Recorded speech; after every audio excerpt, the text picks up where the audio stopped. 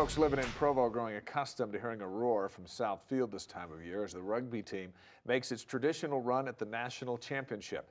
Fresh off a 38-22 win over Utah in the Wasatch Cup, the Cougars now 13-0, ranked #1 in the country, and USA Sevens player All-American and team captain Ryan Roundy here with us, along with All-American senior Mikey Su'a. Welcome to True Blue. Thank you very much. So you brought the hardware. We did. This is the cup you get for beating the Utes every year, the Wasatch Cup, and it seems like you beat the Utes every year. Yeah, we've been playing pretty well against them the past few years, and it was a great win on Saturday. The boys played well, and it's nice to have it back. Outside of being big and tough, what is the key to having such a successful rugby team? I think it's just we have great athletes here at BYU. It's great brotherhood.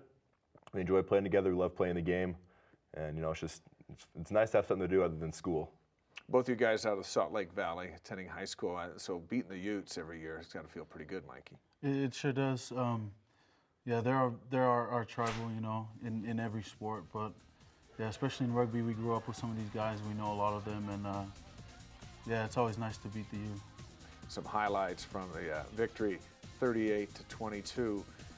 It's a special challenge being a club sport on campus because you finance everything that you do. And yet, for those of us who might not know, when we see BYU and see you in a uniform, we think it's a full-fledged sport. How difficult is it to stay afloat? Well, it kind of what I was saying before is, we just kind of do it for the love of the game. We love playing rugby. We love, coming out and being with the guys. But it is a balancing act. We don't really get much financial support or too much support from the school. I mean, the school does help us out, but not anything like football or basketball.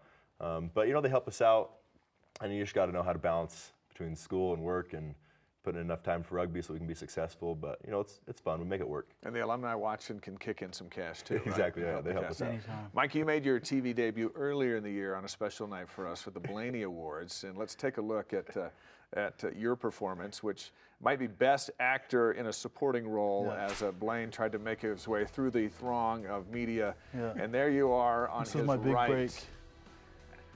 At this point, it's just his safety. Is that your #1 concern? Yeah, anything to protect Blaine Fowler, I'm willing to do. And look at that. One of our interns look excited about Blaine's arrival. Look, you just throw him down. Yep. I just did what I had to do there, anything to protect Blaine Fowler. Ryan, let's move on to how to win a national championship here. Take us through what needs to happen the next few weeks to get that done. Well, there's going back and looking at the film week after week after we play our games, we've really identified things that we need to work on, things we need to improve in order to achieve that main goal of winning a national championship. And we have improved on a lot of those areas. There are further areas we need to improve on. And so, I think it's just, even after this last big win against Utah, there's things we need to improve on. But if we keep improving, we're going to have a good chance if we can play our game. Practicing 5 nights a week. You're 13-0. How many more matches remain before you get after this tournament? So we have one more regular season game in 2 weeks against Colorado, and then we'll start in the playoffs. Then it's showtime. Then it's showtime, and the fun begins. The haka is a popular thing with this club, Mikey, and we have some video of it. And this was kind of got a different twist to it than what we ordinarily see.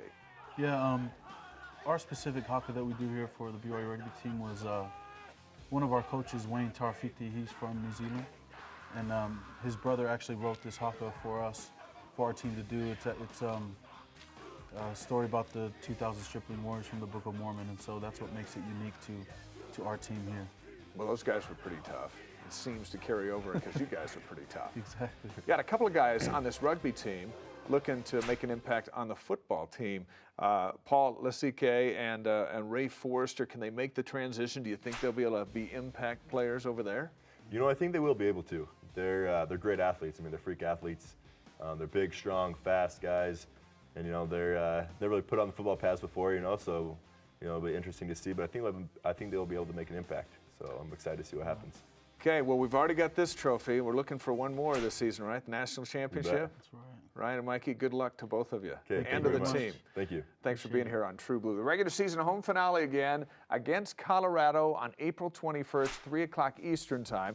Then the playoffs begin on May 5th, leading up to the national title match in Rio Tinto Stadium in Sandy, Utah. That is on May 19th.